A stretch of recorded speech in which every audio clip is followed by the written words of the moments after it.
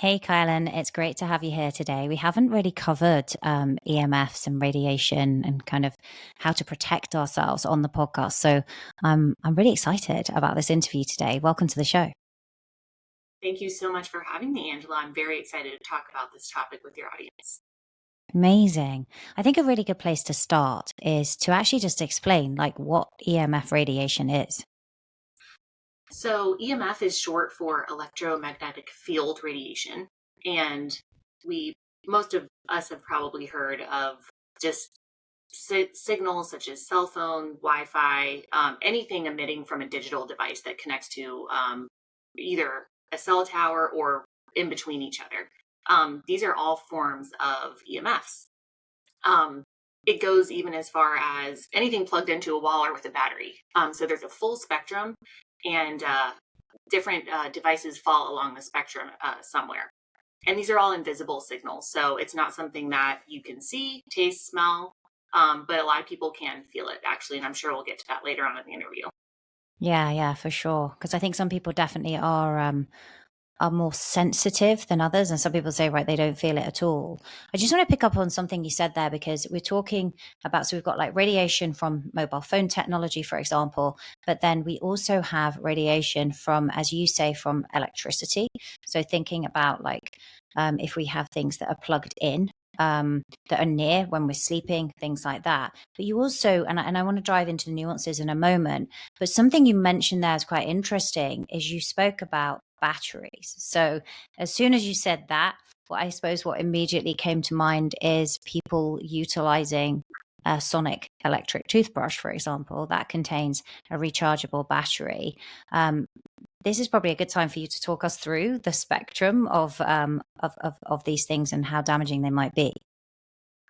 So our website actually has a great visual of the full electromagnetic spectrum.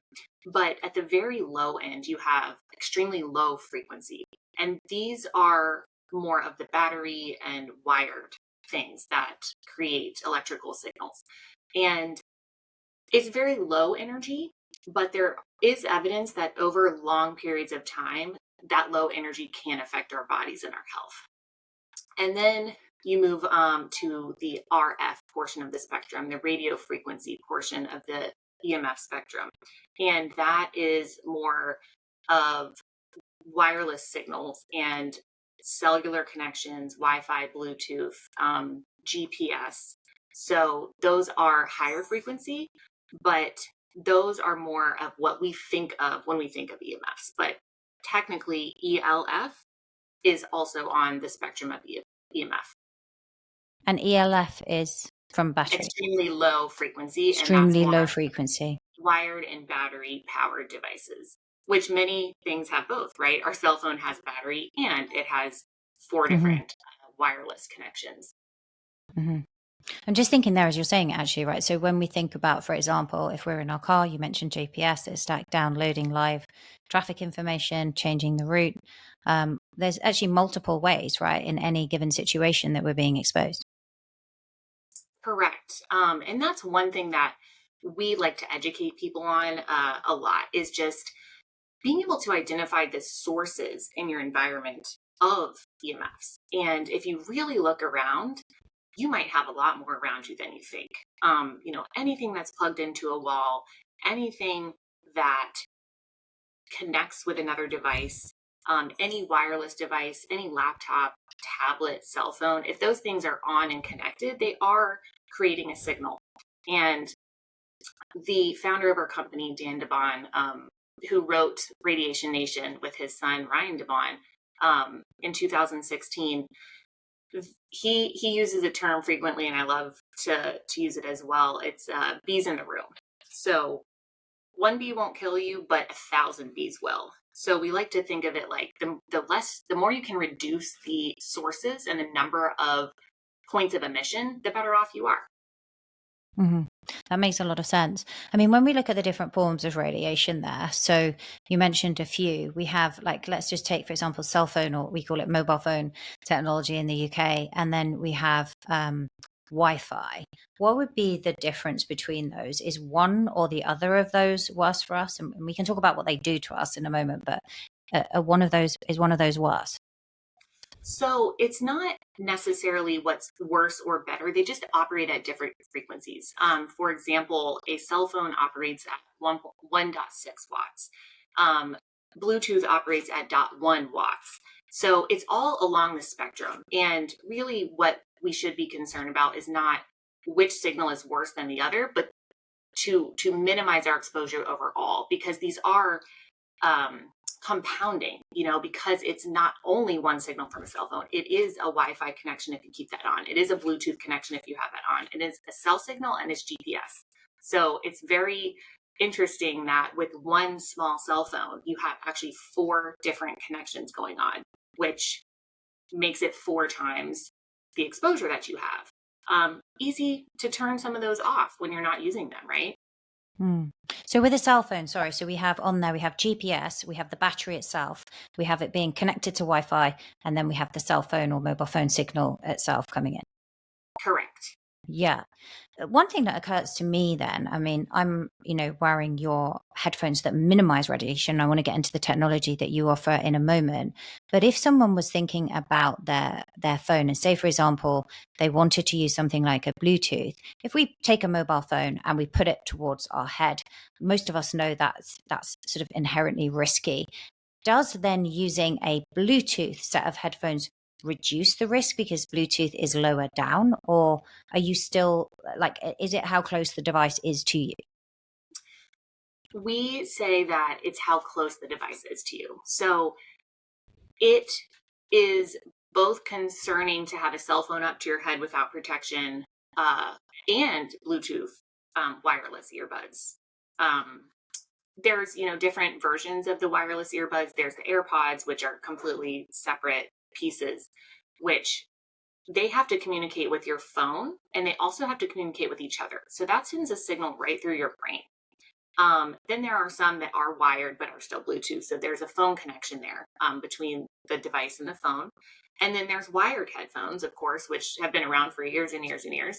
And those are a better option than Bluetooth headphones. And then we have the best option, which are the AirTube headphones. I'm actually wearing them as well. They're just behind me. Yeah, Um, I'm wearing them here.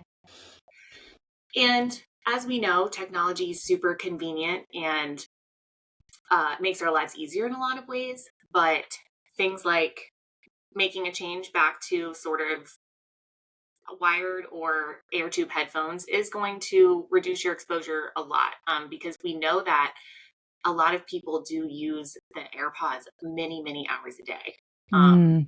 have them in their ears, and sometimes even sleep with them. So we just try to bring awareness to that, and that's a change you can make if that's something that you are doing.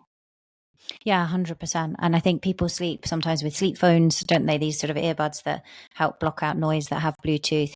But I think what you're saying there is just super practical because if we think about how many times a knowledge worker, for example, is on a Zoom meeting or something like that that they're doing digitally, and they may just think, oh, I'll just put my AirPods in. Actually, they could just cut back usage by using these AirTube headset, right? These AirTube headphones while they're at work, even if they then the 30-minute that they went for a run it was a Bluetooth headset, it would cut down by hours, right? And as you say, it's about minimizing the number of times.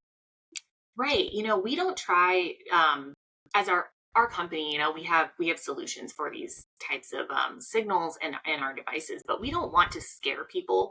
We want to educate people. And the fact is, we know people are going to use technology, but what can we do to reduce it? We can't completely eliminate it from our lives unless you go to one of the very few EMF free places that exist on this planet and you go live there with no devices. That's really the only way you can completely escape these things. But we can control a lot of things in our own environments, and that's what we try to encourage people to do, is just take it into their own hands and decide for them and their households and in their potentially workplaces and things in their areas that they spend most of their lives, like what things we can do to reduce and mitigate the exposures. And And that's where where we is using the AirPods less, using them just for the run and not all day long on the calls. Yeah, 100%. I mean, I love that approach because I think it's not all or nothing. It's very, very practical. And it's like, look, actually you could like cut out usage 5, 6 hours a day just by making this really simple change. If you're seated, for example, or standing at a desk and you're not moving around. When we look at the damage that can occur, so like why should we care about this? What can happen from EMF exposure?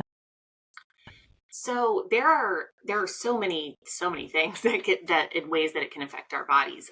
There are short term and long term ways. Short term, you may, and a lot of people don't feel the effects. Um, there is 20% of the population is hypersensitive to EMFs, and it's called electromagnetic hypersensitivity. And 80% of those are women. But if you don't feel the effects, still long term things can happen. Brain tumors, cancers, mutated cells, fragmented DNA, uh, skin issues, toasted skin syndrome is one thing. But I'd like to talk in short term. You could get headaches. It can affect your thinking, brain fog. You can get your hands tingling, um, and we know it affects sperm and fertility as well, the sperm motility. So speaking about EHS, electromagnetic hypersensitivity syndrome, it's a tongue twister. um, it again, it affects 20% of the population. It's in Europe. Actually, it is a recognized health problem. In the U.S., it's not really recognized. So if you go to the doctor here, you're not going to get help. And for them to, most people, most our medical system, they're not going to identify that that might be the cause of some of your problems. If you go to a functional medicine doctor or a holistic practitioner, you're much more likely to have that as a part of the discussion of symptoms you may be having. Um, but it can cause headaches, it can cause concentration, memory loss, uh, burning again, tingling in the hands, sleeping problems, and just overall just not feeling well. And those are such, right? So many things can cause all of those symptoms. Like I just listed the most generic symptoms for any disease or illness. So it is really hard to identify, but by eliminating and by protecting, you could determine if this could be a factor in why you don't feel great and why you're Mm. not living your optimal you know healthy life. If you're doing all the right things and you just still aren't feeling great, this could be a factor. You just never know until you try to eliminate and reduce your exposures. Do we know what's causing that hypersensitivity? You mentioned there around 20% of the population is hypersensitive and 80% of that number is women. Why are women more? What's going on there? There really is no hard and fast studies that tell us why it's women. But if I were to guess, I would say women are very sensitive to our environments and just very sensitive in general, maybe more so than men are. Um, and then our bodies are more we have more soft tissue, so we do have a higher in general. Women do have a little bit of a higher body fat than men do, and so that is a way that electrical signals can flow through the body more. And we'll maybe get to talking about children a little bit later, and that's a factor with children as well. And not with body fat, but with more water in the body, it conducts electricity more. So for those, just knowing about women and our beings, that could potentially be why women are more aware, and we're perhaps more aware of just how we are feeling and just more in tune with our bodies as well. So maybe men just aren't identifying that this is a factor of why they Mm. feel the way they feel. It's interesting, isn't it? I suppose, because you think like women, we're like from very our teens, right? Once you start having a menstrual cycle, you learn to become in tune with your body because you're just aware that you don't feel the same every day, right? It's not exactly the same. You mentioned there, so the electrical signal, if you have a higher body fat percentage, are you saying it moves faster through the body? So I'm not saying that there's been studies showing like, oh, people with more body fat percentage have more sensitivity to EMFs. Studies, unfortunately, like that haven't been done. But what I'm saying is that women as a population, we do have a higher percentage of body fat than men. Just typically, Hmm. a healthy woman versus a healthy man still has more body fat percentage. So that could help the electrical signals just move throughout their bodies in Hmm. a quicker and more detrimental way where they feel it more. Yeah. And this electrical signaling that's occurring, what's happening there? Like, is it interfering with nerve or cellular transmission? Is it affecting our mitochondria? What are the effects of EMF on the human body? Yes, both of those things. It can affect down to the DNA level to the mitochondria. It can actually can affect DNA rewriting itself, and it can affect our genetic makeup. So that over a long period of time, could cause cancers in the long term. By changing it now and by having these exposures, we are the first generation to. I wasn't born with cell phones. I would say our children. Um, they were the first generation born into a world where cell phones are just everywhere and prevalent, and they may start using them at a very young age, and other technology, tablets and laptops. Um, we truly do not know what the very long-term effects are. There have been hundreds and hundreds of studies that show different body impacts, increases in brain tumors right where a cell phone has been held. For example, the there was a German study done where people that used a cell phone over 25 years versus 1 year were 3 times more likely to have brain cancer. Um, and then a Dr. Valco noticed a 7% increase in glucose metabolism in the area closest to where a cell phone was on and connected for 50 minutes. And so and that is a marker of, let me see if I can get the word right, glioblastoma is a type of brain cancer that has increased over the past decades, and it makes sense that it could be from using cell phones in that part of the brain. So Mm. that's the most extreme possible thing that can happen, but it can affect our hearts as well. It does increase heart rate, blood pressure. These are studies that have been done. There's been a lot of studies done on rats. It affects children more so because uh, I do want to talk about children. I know you have children. I also have children, and they are the most vulnerable population because their cells are quickly, you know, they're Replicating. growing, and so right. So if some damage were to occur, that could then proliferate into further down the line, something, God forbid, a tumor of some kind or a cancer, and then their bodies have more water, so the electrical signals move more easily. um, we could talk about fertility. So 4 hours of use with a laptop on the lap can reduce it has shown to reduce sperm motility, sperm count, and sperm quality. In fact, 25% of the sperm did not move at all after that exposure in these studies. um, Oxidative stress, uh, which can cause DNA damage, um, and inflammation in the body, and we know that inflammation is the cause of so many chronic illnesses.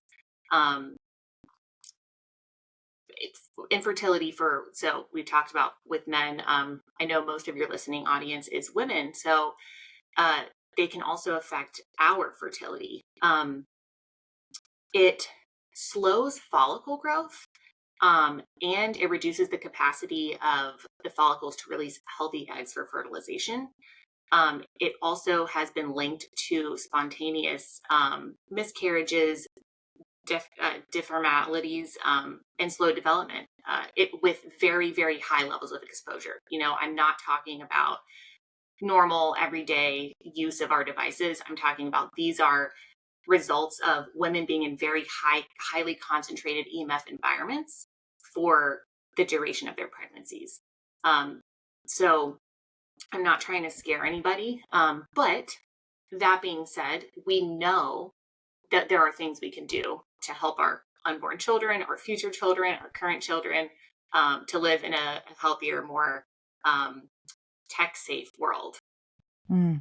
Yeah, 100%. Which is where you've developed these things. I mean, it's interesting, I suppose, because like when I think about the way that we use our phones, it's so easy to just pick up your phone, put it in the back pocket of your jeans, or men will sometimes have it in the front pocket. Women's fitness wear now contains side pockets, right? So you can put your Bluetooth headphones in, you can walk around the gym, you don't have to put it down, it's just on you, right? You can listen to music.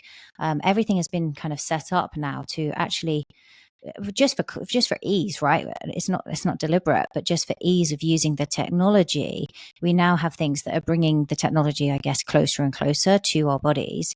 And we know that fertility rates, as you say, actually overall are declining, right? It's so this could be a piece in that puzzle.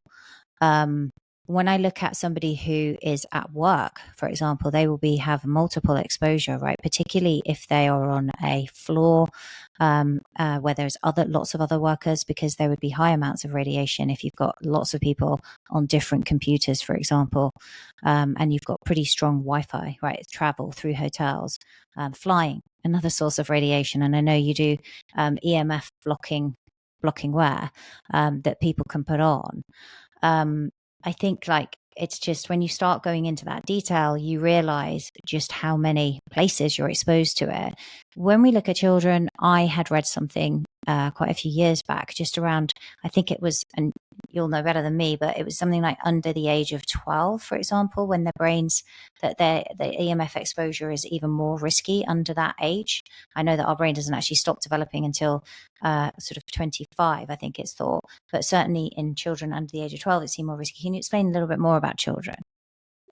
Yeah, so there's a standard here in the US called SAR, and it's an extremely outdated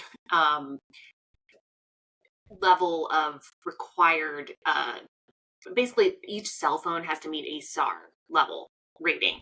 But what they don't, and these are from the 90s. I mean, these haven't been updated in almost 30 years. Oh gosh, or the 90s. I don't know. I feel like the 90s were 20 years ago, but they're like 30 years ago now. But the point is, the studies that were done to determine what these levels are were done on a 6-foot male, adult man. And what they did is they put the cell phone to their head and they noticed how far into the brain tissue was heated up. And in a man that's 6 feet tall, it was 2 inches. And in a child, so a 6-year-old child they used, it went all the way through. So I haven't heard the number 12 as the number that, oh, it's now your brain is going to be less vulnerable to the radiation, but perhaps it's just when it starts only going in 2 inches or 3 inches and not completely through the head. But that is really scary to think about, right? That it goes entirely through the child's brain. But that is what Bluetooth AirPods do to our brains as well, because it has to go through our head to get the connection with each other.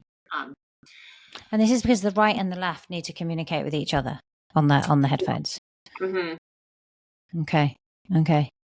You don't think about that, right? I was just assuming that they communicate with the phone. I didn't think they were necessarily communicating with each other through your head. Yeah. Yep. Yeah, which is pretty scary.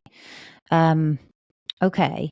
So in terms of flying, this is particularly high radiation, right? In fact, we know that because pilots are not allowed to fly more than a certain number of hours at any given time. What's that kind of level of exposure on this chart when we get on an airplane? So it's not necessarily on the spectrum of EMF. It's not necessarily going to fall on that spectrum. What you have to be cognizant of is what are the sources within the airplane and why the exposure is higher. So some examples include just the operating equipment of the airplane. Anyone's devices. I know that you're not allowed to connect to, you can connect to Wi-Fi, right? Like you turn your phone in airplane mode, but you can connect to the Wi-Fi. So if everyone's connected to the Wi-Fi, imagine how many devices you have around you that are emitting the Wi-Fi signal and connection. But the worst thing about the plane is that it is a Faraday cage. A Faraday cage keeps all the signals inside and does not allow them to escape. So that is what really exacerbates the issue, is because all these signals are inside, not able to escape, and then they're bouncing all around. So that's what makes flying on a plane so much higher exposure. Of course, that keeps us safe from getting struck by lightning. So we need it to be a Faraday cage, but that does increase your exposure a lot while you're flying. And some people fall asleep really quickly when they get into an airplane, and that is one possible reason why, because people that are really affected by these signals, it does lower the oxygen in the blood. So EMFs do lower our oxygen in our blood, and sometimes people just get really, really tired and fall asleep quickly. And that we work with, we have a medical and science advisory board for DefenderShield, and the chairman of the board, he personally has EHS. So his clinic is called Dr. EMF, and he helps others mitigate and help them recover from the toxicity that they built up over a long period of time with EMFs, it's really affecting their lives. And he has successfully been able to help many, many people with this, including himself. But he told me that when he gets on an airplane, which he tries to avoid, he actually tries to drive everywhere across the country that he needs to go now, he would just immediately fall asleep. And That's my husband, immediately. Like, I can't get on a plane with him and not look around and see him asleep almost immediately that he gets that on that flight. So this could be why. And he did a lot of research and testing on himself to determine that his blood oxygen levels were decreasing as soon as he got on a plane. And he would take his HRV, and he would do all of these data points before and after flying to figure out that is, that was a factor, and why he was just not even able to stay awake when he got onto an airplane. So interesting. I mean, I've actually seen when I've done a night flight, for example, that my Whoop will register low blood oxygen when I'm on a plane. Yeah. So you can see it right there. Yeah, it's really interesting. And I similarly get very tired when I'm on a plane. I mean, I suppose the first thing I do when I arrive, if I can, it's different if you're going to a city, but certainly if you're going on a beach holiday, right, is go and get your feet in the water on the sand and start grounding, or the grass when you get home, because you can offset some of that. What can we do on a flight then? I mean, tell me, like, what would be the best way to protect ourselves when we're flying? I know you have a range of products here, like, for example, the baseball cap. There's also clothing. Like, talk me through this. Like, why would we have a baseball cap on? We just deliberately just protecting the brain area? What's happening? Yeah. So you want to obviously protect all the parts of your body that you can. We have hats. So we have baseball hats. We also have beanies, and to help protect the brain and the ears. We have scarves. So the thyroid and the soft tissue, our breast tissue, all our heart, we can use a scarf or a blanket. We have many sizes of blankets. We have the air tube headphones. So all of those things can protect our bodies from what's around us, and then we can not use Wi-Fi on the plane and just listen with our air tube earbuds, or read a book. It's even better, read a book, because we haven't even gotten into blue light, but blue light is also a form of EMF that emits from all of our screens. And blue light, it tells our body that it's not time to sleep, because it's telling our body that it's daytime, right? And that's why we sell blue light glasses, and those are probably, if anyone has heard of anything I'm talking about, in this whole podcast, they probably heard of blue light and blue light glasses, right? And we also have a supplement that actually builds up the protection in the eyes to block blue light over time. And it helps with dry eye, and it helps with the fatigue that you can get if you work on a computer for hours and hours a day. without taking breaks, like could get migraines. So it helps with all of those symptoms of blue light exposure. But so anytime you can take a break from your screens is wonderful. And then flight is a perfect time to do that. I know a lot of people use it to catch up on their shows or whatever, but it's it's a great time to take a little reset from the screens and a little break. And then it will reduce, exposing others and yourself to those sources while you're in the plane. Yeah, I think you have a zip up hoodie as well, right? So you could almost like put a baseball cap and a zip Right up hoodie now, on. I think we have just one size. We're working on redesigning that. So more to come soon, but that is an option for some. I think we have the extra small left. But yeah, we try to make really versatile products. So like the scarves and the blankets and the hats and things that you can sort of use in any way that works for you. And you can travel with them. We have so many people that travel with our products. And it really helps. Customers tell us that they feel better after getting off of the plane if they've used our products on the flight. They really can feel a difference with their energy levels when they get off the plane. That's awesome. Because I mean, when you fly, you just you feel depleted, don't you? That's the thing. And actually the whole idea in this is, I mean, if it's business travel, you want to be switched on. And if it's personal, you actually want to feel energized because you're going on vacation. You have the mobile phone case that is also blocking. Is that blocking all radiation? So you can then put it in your pocket. How's that working? So the way that our phone case, and let me grab mine in case you're watching this. Might as well show it since I have it. It's a wallet case, and it's a magnet, so you can take out the phone if you want to. But our shielding is placed in the front side of the case, and the reason for that is you can't put it around the whole phone, or you will have trouble getting a signal because it does block the signals. So it's kind of the best case scenario for allowing you to still connect, but protecting yourself. So you always want to have this side facing your body.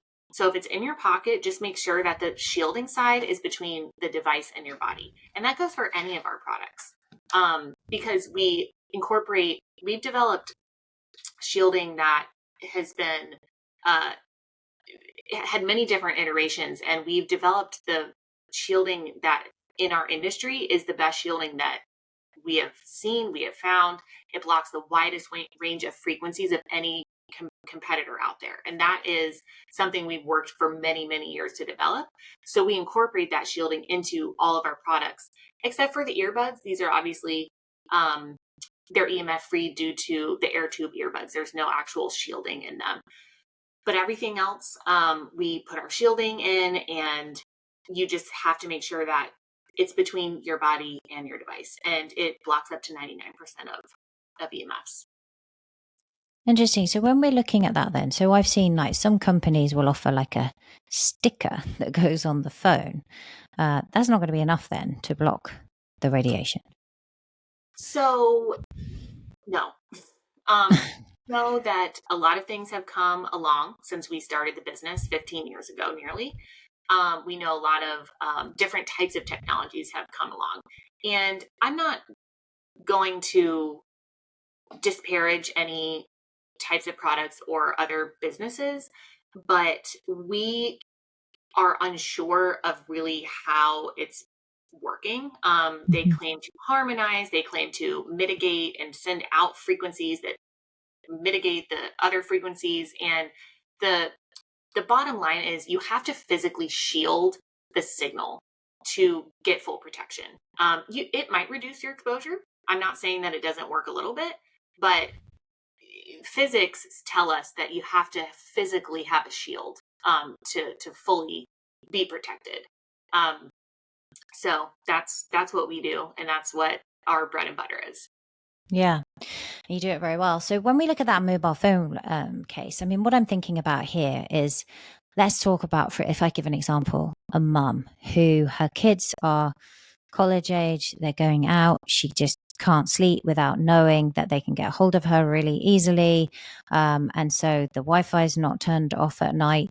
The mobile phone, she's not going to like close her eyes properly until, she knows that her son or daughter is back in. She wants to be able to communicate with them. With your Really stressing me out. technology, My kids aren't that age, but I know I'm going to be stressed out just like this. I just get stressed talking about it. But that feeling. And so it's like, would then using that mobile phone case, if we know that it's blocking on the top level, could you have your phone on your bedstand with that blocking bit facing up to the room? With that, I mean, it might not provide full protection, but that would be a way of giving some reassurance that she's not necessarily exposing herself, but she now is available if the phone call is going to take place. This is a very specific question that I haven't been asked, but let me think through it. So It's just me being in mum mode. Yeah, no, it's like, this is great. So anything coming in the direction of the shield is going to be stopped. But if you think about, I like to compare it to like an umbrella. So the EMFs are coming out of the phone like a sun, right? And it's going in all directions. The shield just stops it from where the shield is. So it's still going back and out and around the sides. There's nothing we can do to fix that except putting our phone in a Faraday bag, which we also sell, but that will not allow you to get any signals in or out. So that's not a good solution if you need to have your phone on. So my, talking through this and walking through this, I would say definitely have it in the DefenderShield case, but then you should protect your body with a blanket and even a beanie or a hat, something over your head. If you do want to keep, your phone on, because I totally understand that. And I currently turn my phone in airplane mode, but when my kids are away from me, I will probably not be able to do that and be able to sleep. So, Exactly. yeah, Yeah. I would just say like use a blanket so that you're protecting what is not being shielded by the phone case itself. Mm-hmm. Yeah. And And keep it away from you. That's the other thing. yeah. So you're reducing 80% of your exposure by just keeping your device 4 feet or more away from you. The Okay. closer it is, the more harmful it is. So even if you put it across the room and have it a loud ringer in case your child were to call, it's not even a problem at that point, really. It's so far away from you that it's going to be, if that's the only source you have in your whole room and it's across the room, I think you're pretty good. Interesting. And then you just avoid Wi-Fi and use the mobile phone signal, and then it's just sufficiently far. Right. And you just try to not have, our bedrooms should be our sanctuaries. So we want it to be the best sleeping environment. We want to definitely not have a Wi-Fi router in the bedroom. Even, any other Bluetooth speakers or devices, just try to minimize what is in your bedroom, because you are spending, if we're lucky enough, 8 hours. That's a perfect If we're world, lucky right? enough. Yeah, exactly. Yeah. So yeah, we spend like a third of our lives in our bedroom. So the most time, the places where you spend the most time, those are the places you want to focus on controlling your environment and being aware of what the sources are and minimizing them when possible. And what about like the lamp that you have next to your bed? Are you best off just turning that off at the wall when you go to sleep, so the electricity source is just shut off? So that is something that I don't personally worry about. But if you are worried, you can, and that will definitely have no ELF coming out of that if it's not plugged in. It's such a low amount that you can only worry about so many things in your life, and I don't unplug my lamps, but I know a lot of people that do. But just keeping it like further away from your bed, again, the further away it is, the less effect it has on you. It's interesting, isn't it? Yeah. So, okay. So if you're working out in the gym, then you can use these air tube headphones, and then you can basically put the mobile phone in your pocket, but put the shielded bit facing the body. And that way you will be minimizing your exposure. Certainly the easy ones that we've spoken about, right? You're changing the headset that you're using at work. You mentioned there around blue light. I do want to come back to that because I think it's also really important. And I know you have special blue light blocking glasses for this that don't change the color during the day.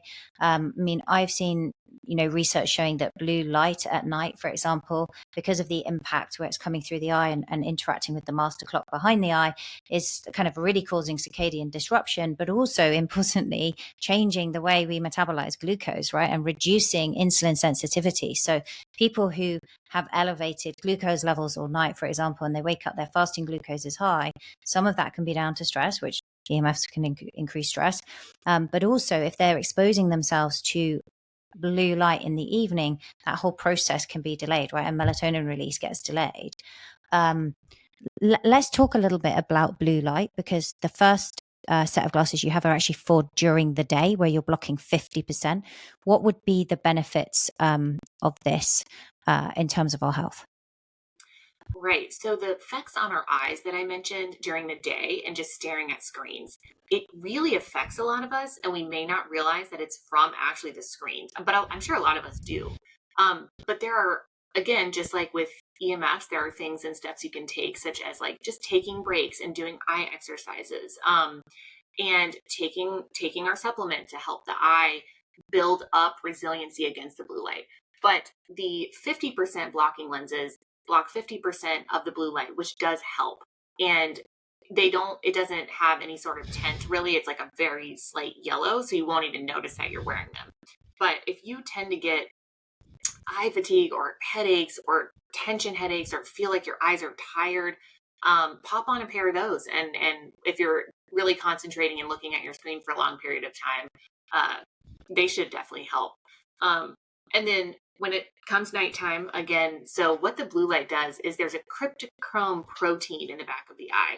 And that when the sun goes down, it's supposed to start producing melatonin.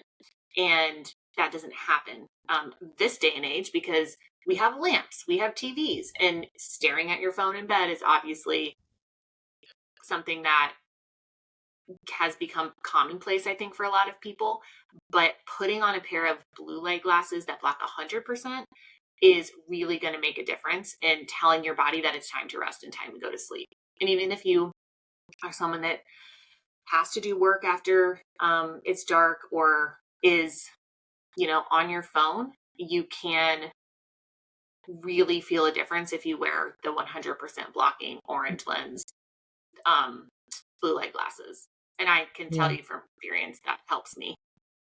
100%. I totally agree. It really massively helps me. And I think what's really important as well, right, is we know that melatonin production like reduces with age. People start to get sleep disturbances.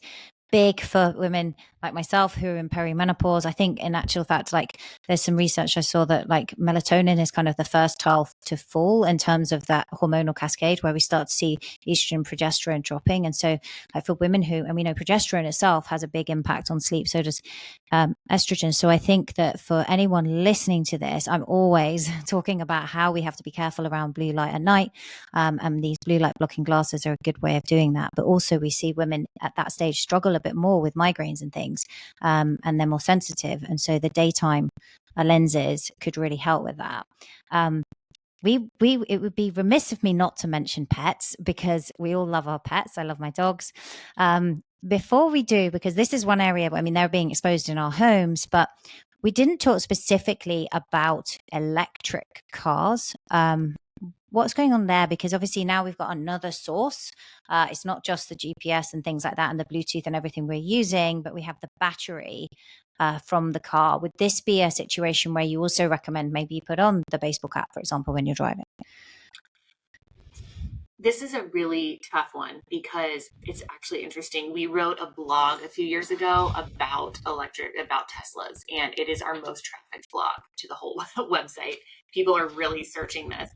Um, it's hard because you're literally surrounding yourself with EMFs in a car like a Tesla because the battery is so large, and it does have so much technology inside and like its own Wi-Fi, and it just has extra exposure that a normal car wouldn't. And I think that if you were to basically try to cover yourself in a blanket or jacket, hat, anything to just like on your body, that will help. Because we can't, block the battery from doing its job, or from exposing you to the EMF. So I think that clothing, hats, blankets, scarves, things like of that nature will help. In fact, many people are actually learning that they have EHS because after riding, or they cannot ride in electric vehicles because they feel so sick. So if that's you, then you might have EHS, and you might I mean, I've heard stories of people literally just buying Teslas and they can't have them. They have to like return it because it makes them so sick to be in the car. So very interesting, development in the way just it's these things now our car environment might be something that is affecting our health even more than they were in the past. So very, very A interesting. Tesla is different than, say, for example, BMW electric cars, or are they all the same? I'm not an Mm, expert in that. I don't have an electric vehicle, but I just say Tesla because it's the most commonly known it's one. common. But I wouldn't think that any other electric vehicle would be that different. Um, but you have to decide for yourself: is that something that doesn't you're going to choose not to worry about? If you it's do you want to choose an electric vehicle for other reasons if Mm. you don't feel bad driving it physically? um, Everyone has to make their own decisions in what types of products and environments they want to be in. Maybe you have a 5-minute drive that you do a couple times a week and work from home otherwise, like instead of maybe you're driving an hour to work every day back and forth in the car. So these are all things just to think about To if think you about. driving one or interested in getting one. Yeah, I love your approach. I just think it's so kind of reasonable. It's like decide the kind of spectrum of or the level of exposure you're prepared, and just minimize wherever you can. And you have so many things to help us do that. Pets, we all love them. They're being exposed. It's actually easier to study animals. I know you do like kind of jackets and things for pets. How much have you like looked into this in terms of how it's affecting our dogs, for example? So we know that most of the studies on EMFs have been done on animals because that's how we do studies mostly. Humans, we have done human studies, but many of them are on animals, and that's how we come to the conclusions that we do about how it does affect us as humans. So there have been epidemiological studies done with EMFs and actually monkeys. So those have shown to disturb their behavior. So high exposure to EMFs for a time, the monkeys were working on something and they couldn't get back into the workflow, and it was totally disruptive to their work. Another one was done with rats, where they were exposed. They had an area, they were contained in one area that they could escape from, but that area had a high exposure to EMFs and they could not figure out how to escape. So it really Mm. it changed their behavior. Um, just like it does with humans, fertility is affected. So one study showed that mice that were exposed to ELF, so the extremely low frequency, which is more of the plugged in items and the battery powered items, um, rats that were exposed to high times of ELF while they were pregnant showed they had less offspring, spontaneous abortions, and deformities. So, and then the ones that were born actually had slower development. So that, that's concerning for That is concerning. for animals. I know that you speak a lot about hormones on your podcast and to your listeners. And we didn't get too much into hormones, but EMFs 100% affect hormones and the endocrine system. So one piece of evidence of that actually affecting dogs is um, the there's a very high increase of endocrine diseases over the past 20 years in dogs, and Mm. that's been associated to higher levels of EMFs in their environments. And another thing is cancer. So Colorado State University veterinary department actually they found a direct link to EMF exposure and lymphoma in dogs. So there is quite a bit of evidence out there that it affects pets. And we know just based on the studies that were done to extrapolate to humans how it affects Mm. animals and rats. And that's how we've come to conclude that, there's probably something to be concerned about here, and we should take some measures to protect ourselves. Yeah, 100%.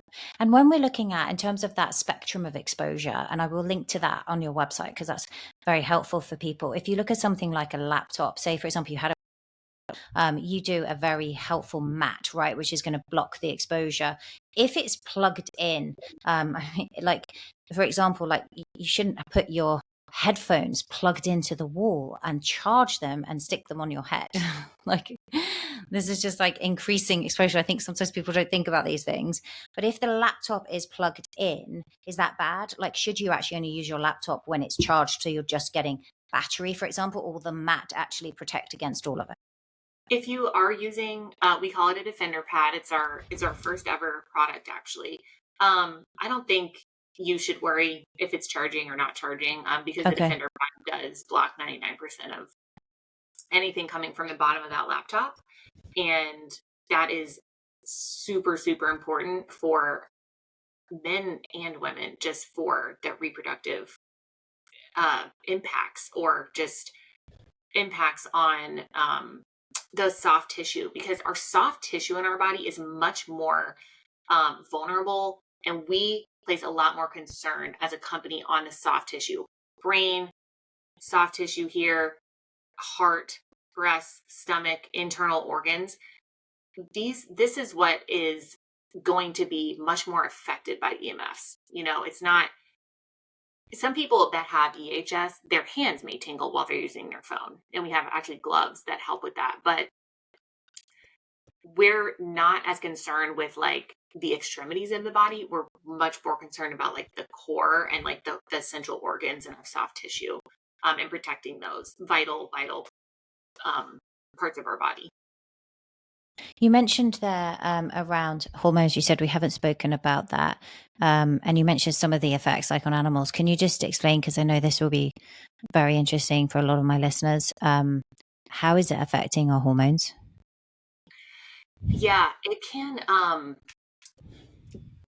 So it disrupts the communication of everything in our body, and hormones are so delicate, and they have to communicate so precisely, and if they get out of the routine of talking, and the EMFs can tell hormones to over excrete or under excrete. So those effects can just come out in the body like inflammation, and it can cause chronic illness. And I actually have a suspicion maybe you've talked about mold on your Mm. podcast before. Um, there is a connection between EMFs and mold growth, which actually leads to a discussion on Lyme's disease a little bit, Lyme disease. So there is a direct correlation between mold cultures and biotoxins increasing when exposed to a nearby cell tower. So there is evidence that mold growth is exacerbated by EMF exposure, um, which can, of course, cause inflammation. It is an immunosuppressant. So EMFs suppress the immune system, which then makes us vulnerable to all sorts of things, right? And we know also in the gut, any bad bacteria grows quicker when exposed to EMFs. So the two main factors in Lyme disease worsening are actually EMFs and mold, which is very interesting to me, because both of those lower the body's inhibitions, and it lowers our ability to heal and recover. So if you are someone that has been diagnosed with that or believe you may have that, those are two things that can really make a difference in your healing. Is blocking these EMFs, right? As well as mold, sorting out any mold. I'd heard actually, I think somewhere, because I was going to mention mold, that just having like your Wi-Fi on might potentially, like a lot of properties are moldy. We're getting wetter as a planet, right? So they're getting more waterlogged and things. And that if you have any mold, the EMFs may increase the proliferation of that growth of that mold. Obviously, you want to get on top of mold anyway, but it can make it harder if you've got a lot of Wi-Fi going on, right? Some people never shutting it down. It's on 24/7, 365 days a year. Is there any research around that you can share? There is. There's a Dr. Klinghardt. He did a study that shows that biotoxins in mold grew 600 times faster when exposed to EMFs. 600 Wow. times faster. Whoa. So the toxic property of mold. So yes, there's a direct study and correlation done on that. So it it's like a rabbit hole, right? If you once you start learning, or if you can identify a problem in your environment or with your body, and then you start to learn more about like the cause of that, and it just goes back and back and back, and they all sort of affect each other. So it's very interesting, and EMFs are so pervasive, and there have been so many studies you wouldn't even have heard of them, but because they don't make it into mainstream media. But there are over 800 studies that have been done on EMFs, all showing health effects. And you know what? If you don't believe it's a problem, what if it is? Might as well do some things to mitigate it, right? Yeah. Well, easy things, right? You're offering to kind of reduce that risk. That's the thing. Is there, before we I want to kind of just finalize with a little bit of a protocol to make it make it easy for people because we cover so much. But is there anything, Kylen, that I haven't asked you that you feel you'd like to share around this topic? Yeah, I think I'd like to leave your audience with 5 things that we promote in order to just reduce our exposure and to help ourselves have a better digital wellness, as we like to say. Amazing. Yeah. So most of things have been touched on during this interview, but just to kind of summarize, sources. So always be aware of the sources in your environment, and the more you can reduce those sources, the better for your exposure levels. Time, using your devices less, simple as that. Doing things that aren't involving a device when you can. I know so many of us have to use a computer for work, but do we have to use our phone for 2 hours every night? No, we probably don't. So just having limits, reducing the time that we're spending on devices. Distance, I mentioned distance as well. Keep the device away from you as far as possible. If you are not using your phone, why not just set it away from you? And the further away it is, the less exposure that you have. Wires. So when possible, we know that people can't always control the wiring versus wireless aspect of their environment. But if you can, if you own a home, if you own a business or a place, you can simply wire Ethernet so that you don't have to use Wi-Fi, and you can plug in your devices and even your TV, your smart TV, into the Ethernet so that you're taking away the wireless signals there. And the last thing, and what we do best, is shielding. So we have dozens and dozens of products for your devices, for your body, and your lifestyle to help you reduce and mitigate your exposure.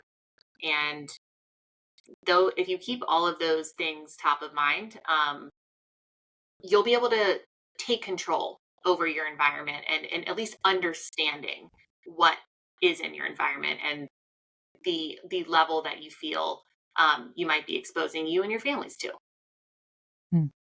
Amazing. Thank you. That's super helpful. I know that you very kindly given our listeners 10% off all of your products if they go to defendershield.com/Angela and use code Angela at checkout. I think what would be great is if you could let us know the best place to start. I mean, we're definitely the headphones. We've talked about this, right? It's easy just to get wired in for part of the day. I'm using them while recording this episode with you. What are some of the other products that you find can really help to just lower that risk?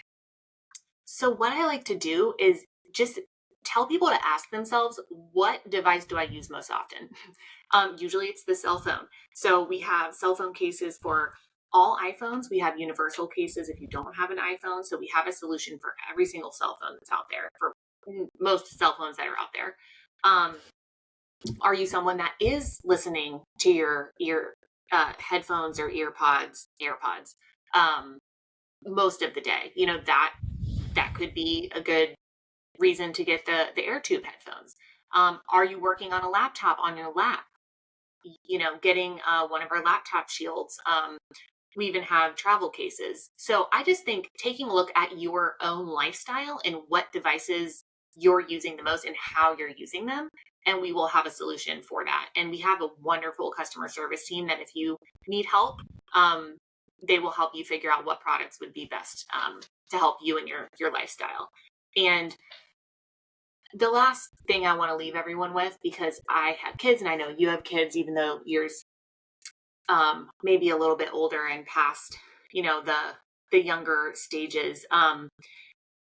My colleague and I, Michelle Zofria, we have written a children's book, and it's called Henry's Tech-Free Trip, and it's written to help kids and parents alike understand in a very simple way why we need to take breaks from our devices. And for kids, we know this is a hot topic, and it's a challenge for every parent out there that allows their kid to use an iPad or a phone.